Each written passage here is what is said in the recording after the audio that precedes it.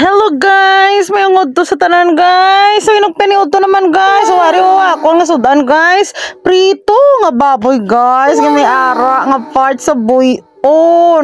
Siyempre guys, ako guys, marami ang nakain ko guys. So sabi ko sa mama ko na prituhin niya lang baboy guys. Kasi slice mo na guys sa may kalamansi, kamatis, bombay, tuyo guys. Masarap talaga guys. May kangkang gamay. May gitana gana ba? So basi magtulo lawa yun da guys no. So magluto din kayo guys. Kasi syempre kay natapos ko na itong video. Syempre expect na kayo natapos ko na kain guys. Alam nga naman nabigyan ko kayo dyan guys. Syempre natapos naubos ko na yan guys.